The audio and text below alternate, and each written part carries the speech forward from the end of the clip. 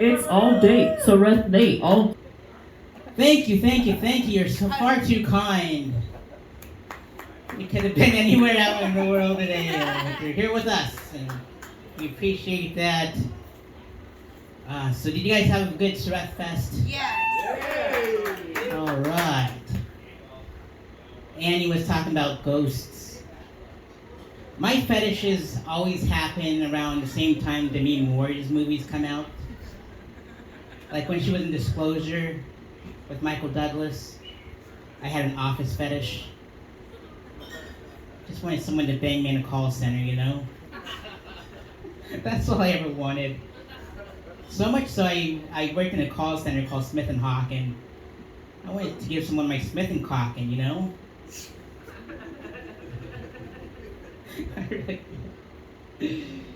And then that movie Ghost came out, and boy, I started sleeping naked because of that movie. That's right. Because when it was the year 1993, I was about 11 years old. I know I don't look that old. Aliens don't raise them, you know. And but we eat dogs and cats. But that movie Ghost came out, and I slept naked only because I wanted to have sex with my ghost. Anyone else? My sleep paralysis demon? That's what I ever wanted. I named him Patrick. I did. So aggressive. So aggressive.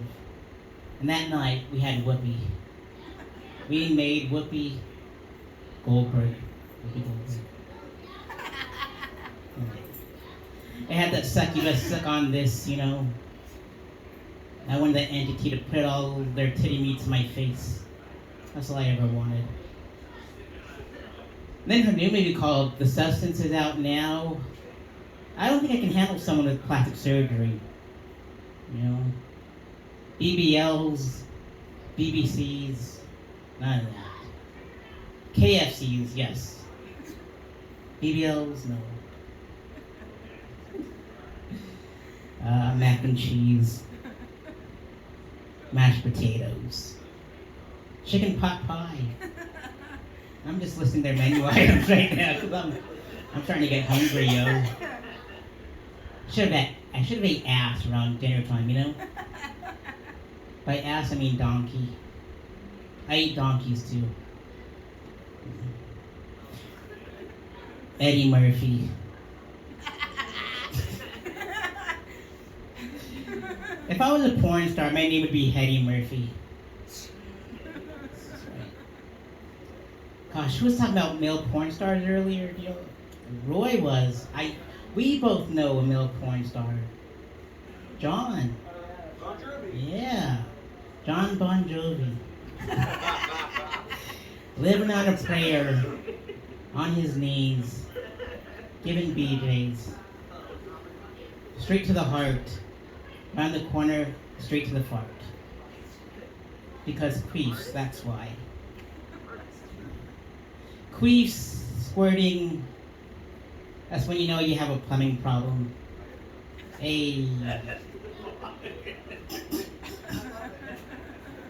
Gas X. I'm not gonna lie, if someone squirted on me, I'd be like, yes. I'm that baby hippo from Thailand. Alright, Cambodia, but close enough. Close enough. Oh, sweet. Well, I wanted to thank you all for being at Sareth-Fest this year. We celebrated four years in Daytona, 11 years in Colorado. Wow. Yeah, I gotta give it up to Quan's Kitchen, Blowback Gallery, K-Nails and Spa, the new Star Bar, Liquid Death, the Chernog Irish Pub. Yeah. Yeah. Punk Rock Pizza will be there tomorrow at 8 o'clock. 18 and up show this time. And no cover, just donate, buy some merch for them comedians. I'm almost out of shirts myself. They're pretty rad. It's just pretty much this. And then I got Roy on the back and all that good stuff on the back. And all the cool people that made this happen. I didn't know I was that buff. It might be Demi Moore's ghost doing that. Patrick Swayze. When you do a callback, that's all I ever wanted to do in my life. Awesome. Give it up for Roy Shepard DJing, the Nog, tip your bartender yourselves. Join us at Punk Rock Pizza, and then 10 o'clock, join us back at the Nog, and then we're going to do another open mic. We're going to keep on this open mic train going. So, yeah. Keep on trying out for Sareth-Fest. Have a good night.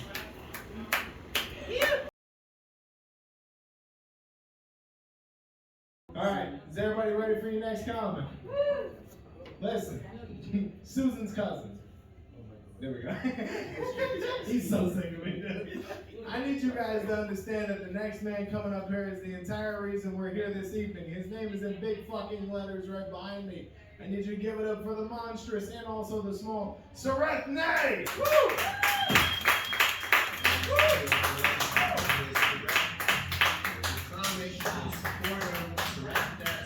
Check them out.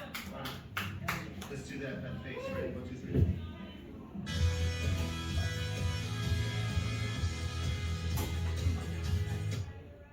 Ladies and gentlemen, hello, how are ya? Shout out to Joe Coy for that. Yeah, my guy. So, my name's Sareth Ney, and I was born on the island of Moreau. Which explains why I look like a sea turtle with dolphin teeth.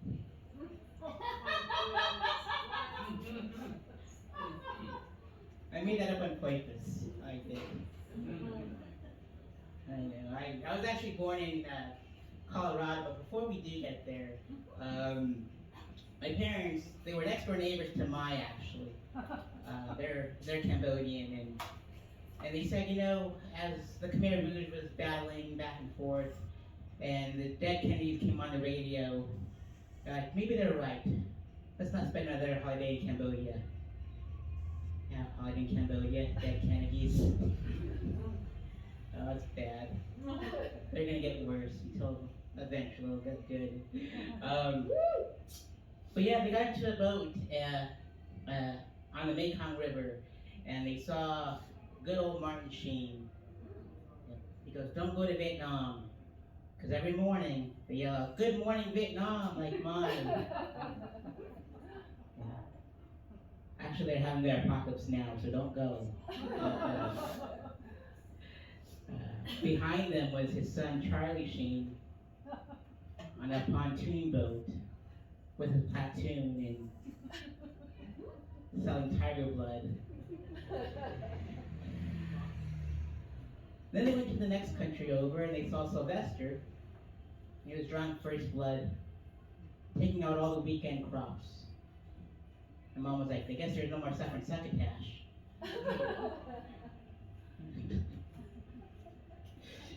So they got to the chopper and they flew across the ocean. They made a pit stop to the island of Moreau, and while I was born, I would get misgendered. For once, I like to be Mr. Gendered. I was born without an Adam's apple. I was born with a Princess Peach.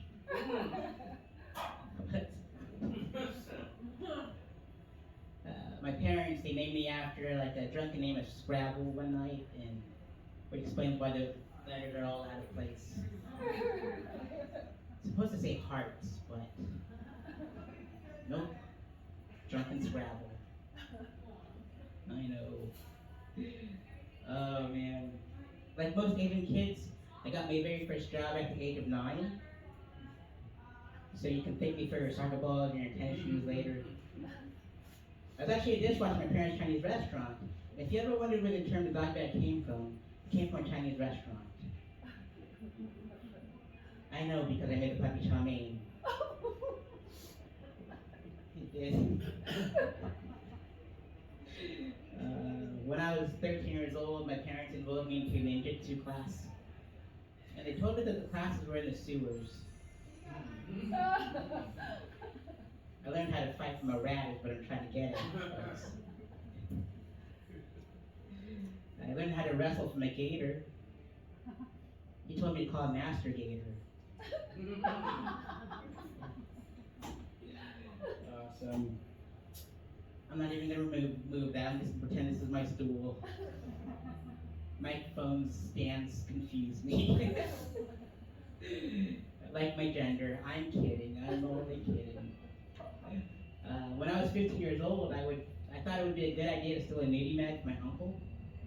But I didn't know how much he cried during sex. Like all the pages were all wrinkly and they were all stuck together. I thought they were his tears and his boogers. But they weren't. They were his knuckle babies and his water-based lube. My mom found it. And she tore it right in front of me, and it saddened me because it reminded me of the Oklahoma City bombing because all the dead babies came out of it.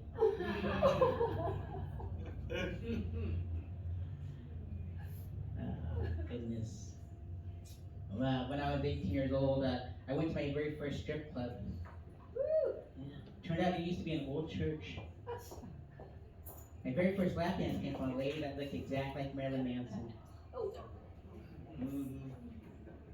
She walked out to like she was my own personal Jesus. She turned out to be an Antichrist superstar. She was one of the beautiful people. She put on a dope show. That night I had sweet dreams. It was fantastic. Man. In my 20s, I moved out to Los Angeles. And I would get mistaken for 4 celebrities all the time. I would get mistaken for Leonardo, Michelangelo, Raphael, Brad Pitt. Those were the 4. I'm kidding, it was Donatello. It was Donatello. While I lived out there was this crosswalk that was all rainbow colors all the way around, and I thought by crossing it I'd run into a leprechaun and get a bag of Skittles. But I didn't. I ran into this big gay bear with a nice whip. And by nice whip I mean a BMW. He said, "Hey, cub." I'm like, "I'm not a cub. I'm a Rockies fan. I'm from Colorado. You should go to a bathhouse." I didn't know what a bathhouse was, folks. So you go to this place, all these holes in the walls. And I thought I had a termite problem. But it didn't. Because out of nowhere, this pecker hits me right in the back of the leg. He said, "What the Tommy Harding is going on around here?" From another wall, this pecker hits me right in the face. And I'm like, "What the Ronda Rousey?" From another wall, I see some dude's face. I said, "Hey, mister, what am I supposed to do here? Am I supposed to feed you snacks?" He's like, "No, you're supposed to put your pecker to this wall." I'm like, "There's no duct tape around this hole. I'm not getting splinters in my wood." So his pecker comes to the wall. There's 3 peckers facing me from different directions. Rock music comes on. I thought it was Judas Priest. But it wasn't. It was Iron Maiden. I was starting Iron Maiden full of peppers, folks. I stuck around to see what the next song would be. It was Come Together by the Beatles. So if you think about it, the song goes, "Come together." Right now. Over me. And I was drenched, folks. Head to toe in man gravy. It was so salty. Just like my exes. It looked like I left fillers on a Black Friday sale because I had a pearl necklace, pearl ring, and pearl bracelets to match. Cracker was talking about glory holes earlier, and that's my glory hole joke. And I have some portable ones back there for $10 a piece. There's duct tape around the holes and everything. Yeah, it's beautiful.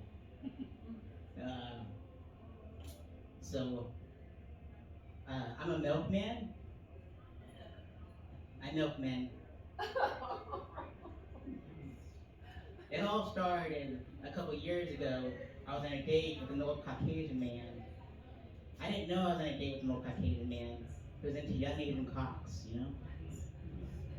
And on this date, he kept on calling me Charlie.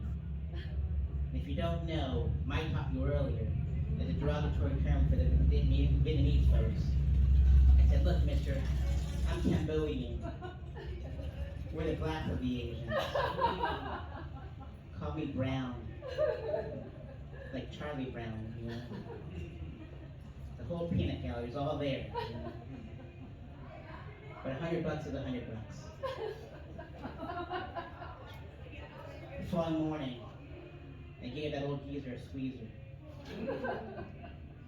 It smelled like napalm in the morning. Because my last name is Ney and Palm, you know. Oh.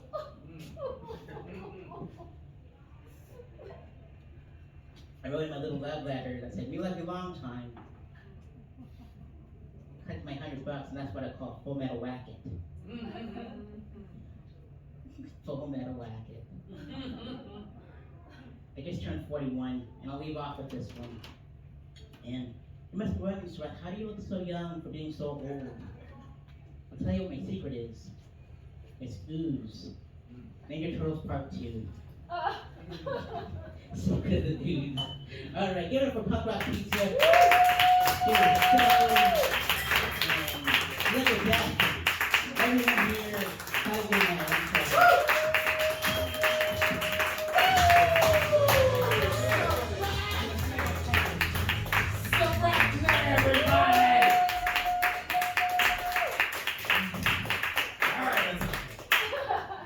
I'll ask for more in like literal 4 seconds.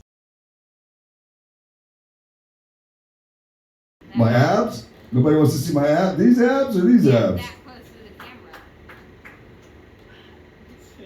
I gotta fucking, you hear that? An applause break, motherfucker. Let's see you get one of those. Doesn't count when you're with the girl. I love you too. Alright, man, I'm gonna quit fucking with him and get him up here before he never books me for another Sareth-Fest, and I miss this fucking bad son of a bitch. You know what I mean? I don't want to do that. I love it. This is like my second or third time on Sareth-Fest. Okay, ladies and gentlemen, your final comedian coming to stage. He's responsible for Sareth-Fest. He does more for comics than anybody I fucking know, and that's for sure right here. I really love this dude. Sareth Ney, come up here and take the stage in your festival. It's like a fucking special guest in this bitch. What's up, everyone? Hey. So, gosh, how many of y'all love yourselves? Beautiful. I didn't start loving myself until I was 18 years old. It was around the 4th of July. My red rocket went up. No sauce, white sauce came out. I gave myself blue balls. For the second and third time I succeeded, I wrote a little song about it. Would y'all like to hear it? Yes. Like to hear it? Here it goes. Struck my meat, thought it was grand, fell in love with my right hand. It went well for a minute or two. Then I came, felt like glue. And a slip I can't grip. Never thought I'd be the one who would slip. Then I started to realize I shot jizz in my right eye. I masturbate me. Self, I masturbate me. Love, love, love, love. I came so hard and I beat my dick like I had none. And let it drip away. I was clean for about an hour. After that, rag smelled sour. It took all I ever had. No sign of guilt, no feeling bad, no.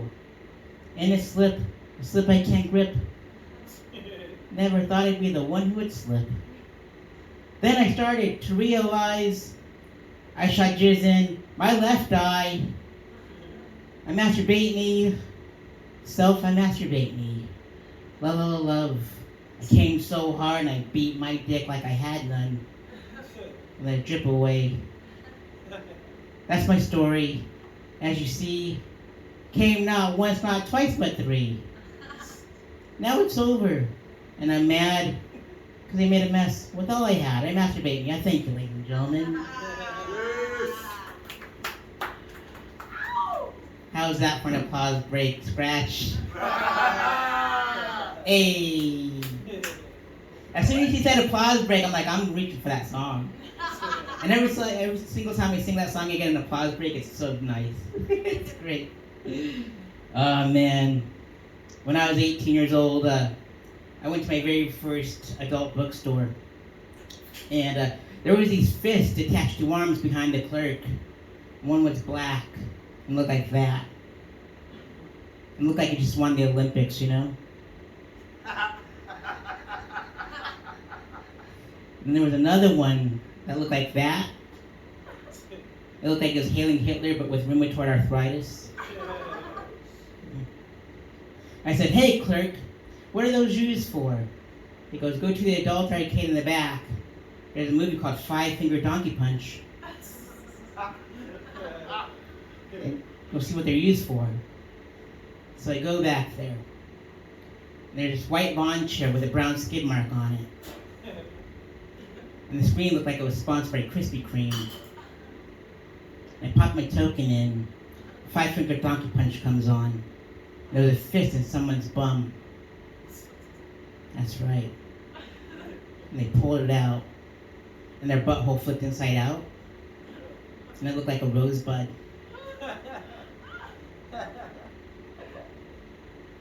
And I thought I was watching Citizen Kane. And I leaned into the TV. And I whispered, "Rosebud." Yeah. Awesome. I know I don't got much time left, so I'm just gonna hit my favorite sex positions for you all, alright? Alright. I'm only gonna do 5 minutes. This whole festival is wiping me out, Chief.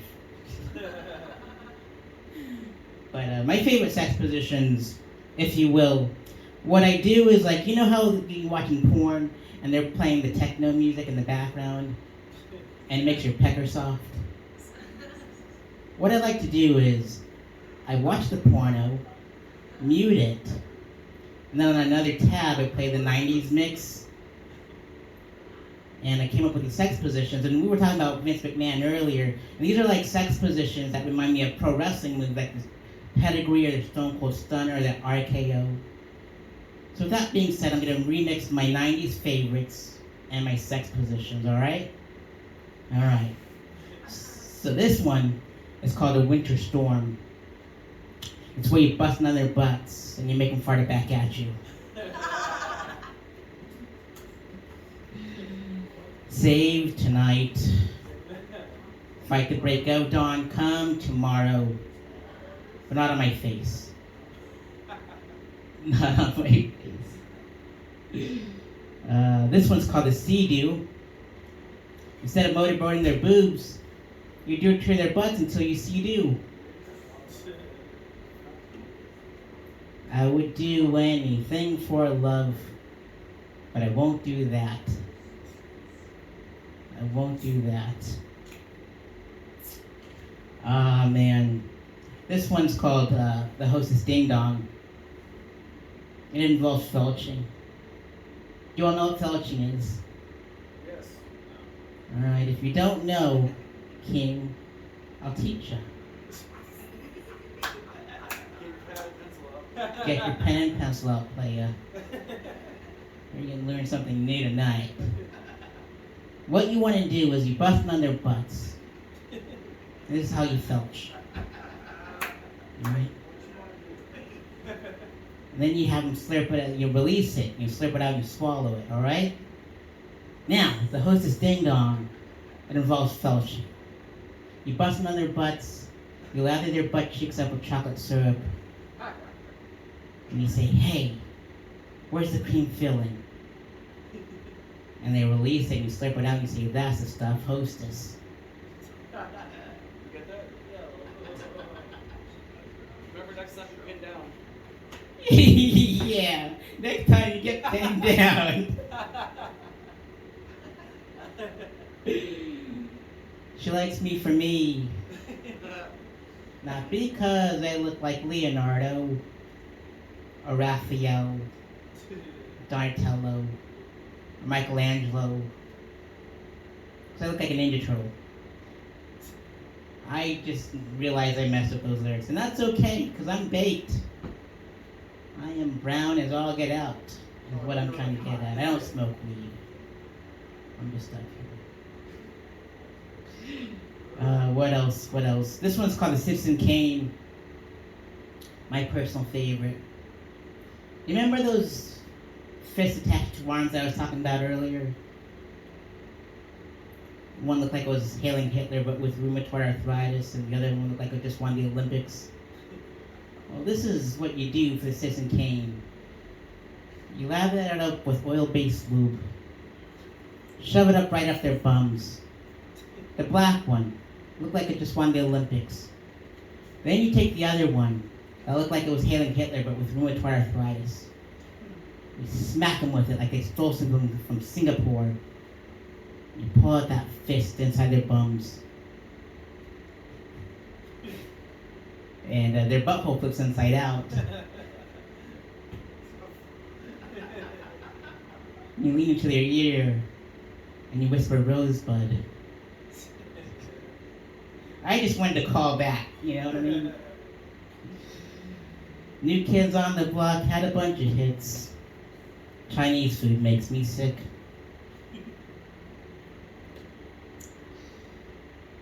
Because I'm Asian and I eat dogs and cats. I'm a Haitian. We're close enough. Pacific and Atlantic Islanders alike. Awesome. Did y'all have fun tonight? Hey. That was dirty comedy without any curse words. Before I go, I'd like to give up to the Nog for having us. Give it for Punk Rock Pizza for having us earlier tonight. Give it up for Liquid Death.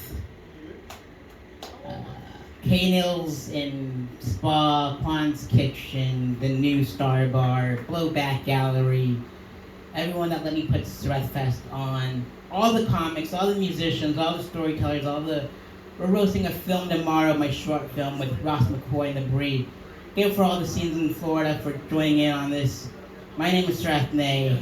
Have a good night.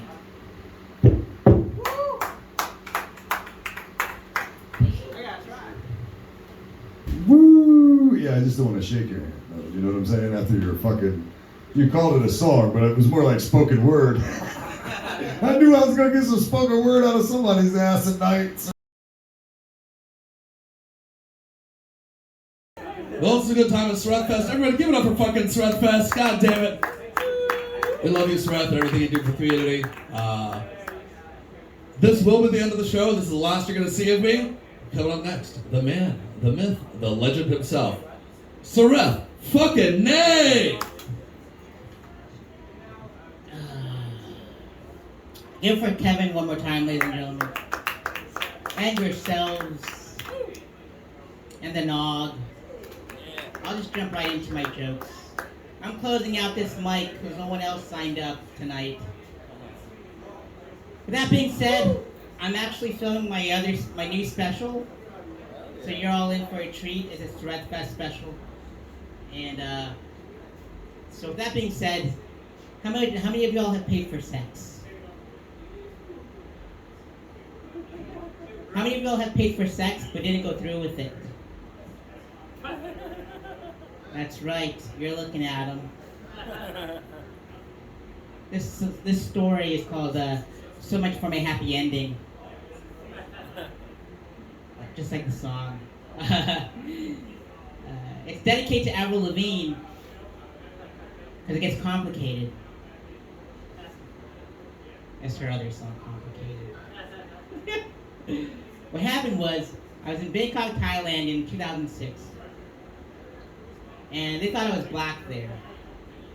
My translator's Thai, so it was like Rush Hour 2 all over again. They thought I was Chris Tucker and he was my Jackie Chan. And there were these ladies that were behind the glass as we picked our numbers. And I picked mine, it was number 27. He picked his, I forgot what his number was. 27 is my favorite number. So they waved me, I waved to me, I waved back to them. Because I'm a polite gentleman, you know? That's what gentlemen do. So we went from the set of Rush Hour 2 to the set of Hostel. And we said, if we separate, they're going to dismember us and we'll never see our families ever again. So we all shared a room together. And I thought I was just getting a massage. But they started taking off all their clothes, except for me. My lady goes, "Why are you taking off all your clothes, Sareth?" I said, "Because I'm a virgin and I don't want to lose it this way." So my buddy ends up having a threesome right in front of me. That's right. My lady lays on her back, puts him in a rear naked choke like Ronda Rousey. Then his lady puts water and soap all over her body and treats it like a slip and slide, like she was tricking daddy, you know? His chub goes up 3 inches. He's Asian. She's so talented. She put a condom in her mouth and applied it on to his pecker with her mouth. Amazing. Right? And they banged and banged and banged 3 times, 3 minutes, a minute an inch. That's right. They all wiped down like they were Boosie. Wipe me down, Boosie. Boosie for boobies. They all get dressed up again, and my lady comes up to me and she goes, "Sareth, so you're a virgin, huh?" "I'm a virgin." "You're my kryptonite." She called me Superman in the process. The following Monday was the first day of class. My teacher goes, "Sareth, introduce yourself to the class. The adjective has to be the same first letter as your name." I said, "I'm going to go Super Sareth." They're going to go, "Why was Super Sareth?" I said, "Because I was called Superman at a Bangkok massage parlor." It's a long story. Cheers to paying for sex and not going through with it. Like down the street from there was a strip club called the Lollipop. And the Lollipop, my uncle goes, "We gotta leave this place at 11:59. I'm like, "Why, Uncle? Why do we gotta leave this beautiful place? It has mirrored ceilings with ping pong balls bouncing everywhere with stripper poles." They're like, "Well, they're not quite ladies and they're not quite boys. They're lady boys." So 11:59 hits and we leave. We all got into a tuk-tuk. He said, "You know what, Uncle? If I ever become a lady boy, my name would be Tanya Tucker." I was going to go with Tuk-Tuk Norse, but it was already taken on Urban Dictionary. Look it up, Tuck Norse. Pretty sure Kevin left. But I'm only doing 5 minutes, so does it say more than 5 on that? Yeah. It does? But you're doing good because you started early. So. Oh, okay. I remember going to another strip club in the red light district in Bangkok, Thailand. These are all Bangkok, Thailand stories. There was like the red light district and these bouncers were like, "Hey, you look like a tourist. You gotta come to our strip club. It's amazing." I'm like, "We don't have the money." And it's true, me and my uncle were like, "We don't have the money," and our translator. And they're like, "No, we insist. Let's go to my strip club." And so we go up these flights of stairs. I thought it was like the stairway to heaven, but it wasn't. It was dark. And if you think the donkey shows are crazy in Tijuana, these strippers in Bangkok are even crazier. What happened was, this lady comes up, and she asked my uncle to put a balloon on his head, just like this. And then she gets on her back, and her feet are on the ground, and her legs are apart. And she puts a straw in her nose zone. Next thing you know, you hear a pop. It's like Johnny Appleseed. It is beautiful. And then my lady comes up after that one left. And she had a string hanging out of her nose zone. And luckily, I'm into menstrual porn. I was excited. So what happened was, she comes down and walks up to us, same position as the last one, feet on the ground, legs apart, the string hanging out. And then she tells me, "Sareth," she didn't know my name, by the way. She just signed it because the music was so loud. She goes, "Start tugging on the string." I'm like, "Okay." So I did. And you know what happened? There was a needle attached to every couple centimeters coming out of her nose zone. And I thought to myself, Pinhead's probably in there sewing a sweater. It was before his Dead by Daylight appearance. I say Dead by Daylight, that's the name of the game, right? Because Patrick and Jasmine there, we were in the green room at Punk Rock Pizza, and they were telling me about Dead by Daylight and how I should buy the Cenobites from Hellraiser, because the Cenobites are in there. And, but yeah, so those are my Bangkok stories. What do y'all think? Alright. So give it up for yourselves for being here. Ternog, Irish Pub, Tiff James very well. Give it up for Liquid Death for collaborating with me for the second year in a row. Kevin for hosting. Punk Rock Pizza, Ternog Irish Pub, Blowback Gallery, K-Nails and Spa, Juan's Kitchen, the New Star Bar. I think I got everyone. Yep, pretty much, I think. But yeah, come back tomorrow, Saturday night. We got music going on at 8 o'clock to 10 o'clock. There's going to be storytelling in the beginning. Storytelling from St. Augustine, which is lovely. But you know what? Instead of closing this out, we actually have a special appearance if you want to go up on stage, Mrs. Annie Cozella. Do you want to? Okay. All right. I felt bad because she came in late last night and we already wrapped up. But I'm like, I'm going to give you more stage time because you're dedicated to this. Might as well. So I'm going to bring up Kevin up so I can cue Annie's music. So give it up for Mr. Kevin Tibbert.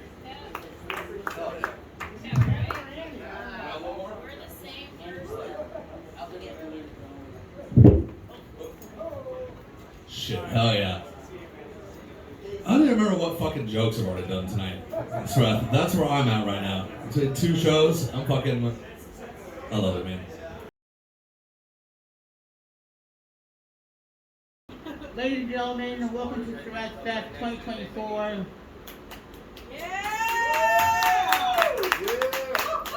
This is the 4th and final night. I am your host, Wu Manchu. I'll be hosting some storytellers this evening, scratching the hope with the musicians, scratch with the K. So, how did I become a superhero? I didn't mean to. Just like, you know, every other superhero, we just didn't mean to. What happened was, I remember when my sister bought me the Wu-Tang album from England or Europe or whatever. I think it was the Wu-Tang Forever album. That's when I first discovered the Wu-Tang Clan. And I couldn't wait to listen to it. I think Triumph was on the album, and it inspired me. So I had to look at the rest of their catalog. And I was a journalist in Los Angeles. And as a journalist, I got to go to concerts for free, 150 concerts for free in 2 years. All I had to do was like show my ID and walk in. Along the way, I got to meet a lot of the members of the Wu-Tang Clan. I met the Raekwon the Chef at a Burbank record shop. And I met Capadonna and Inspector Deck over at the place called, it was in Pasadena somewhere. They had a show, just a random show. And of course, I met Method Man at the Key Club. What happened was, this is where I should have started. I was at the House of Blues on the Sunset Strip in 2009, and there was a show called the Footprint and Hip Hop Show.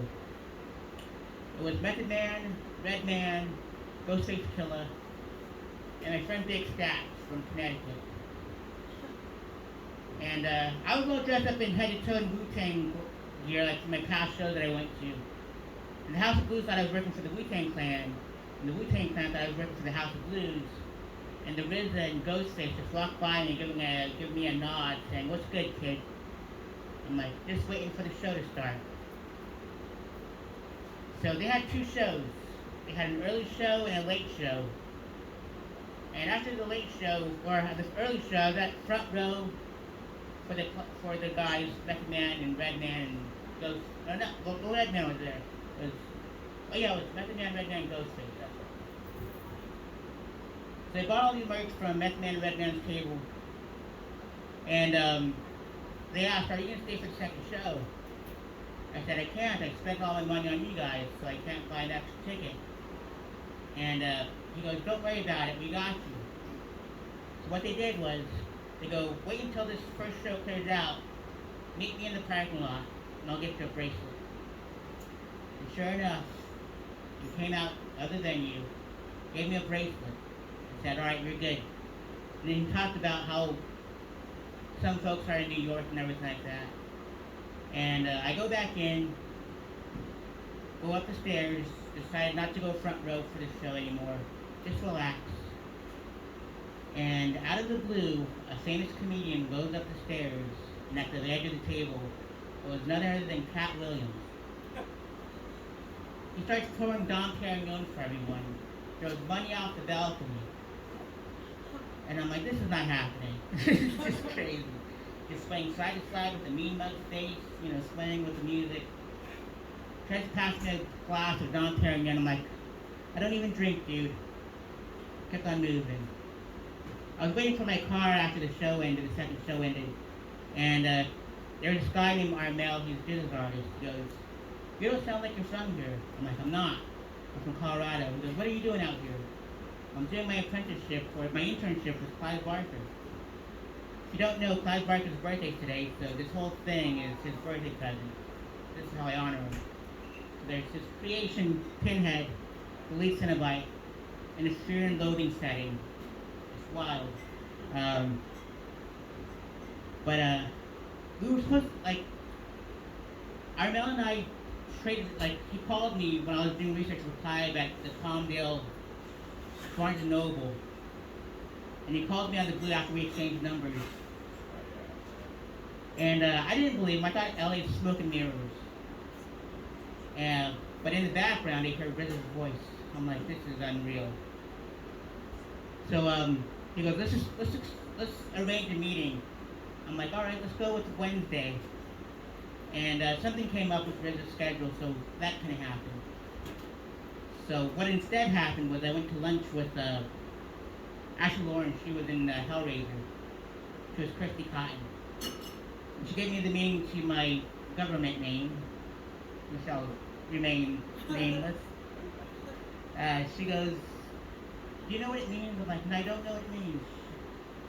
She goes, "You don't know where it came from, but you know where you're going." I'm like, that works for me. So we all wrapped up. It was like Clive's crew, his website designers, all that stuff, and some of his staff. And then the following Friday, what surprised me was, I see on the corner of my eye, running over to Clive's house, there was a maroon BMW pulled up. And it was none other than RZA and his assistant.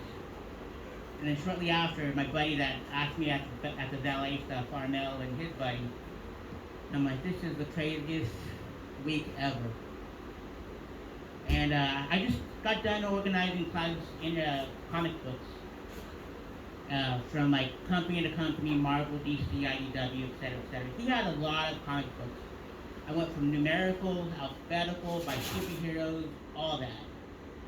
And I went to, RZA shows up, and I said, "Hey RZA, check out that box right there. Go into the W section and tell me what we find."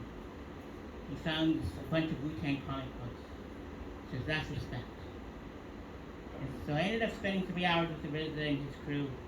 I was trying to get them to meet Clive and collaborate, because if you look and do some research, Quentin Tarantino and RZA worked on Kill Bill Volume 1, the score. And Quentin Tarantino looks at the Clive, saying, to call Clive Barker a horror writer, it's like calling the Beatles a garage band. And so all of that came to full circle in that very perfect storm. But emotions were running high, and RZA and the company left. And I was bummed. So I did all this to make this happen, and nothing happened out of it. And Clive walks over while I'm finishing up the library, putting everything in alphabetical order. And he was sobbing. I remember he was crying his eyes out because it was like my last day there. And then I started crying out of the blue. And he says, come back to my house, because it's right next door. There's a painting on the wall, and I want you to have it. And so it was a toss-up between that painting and another painting.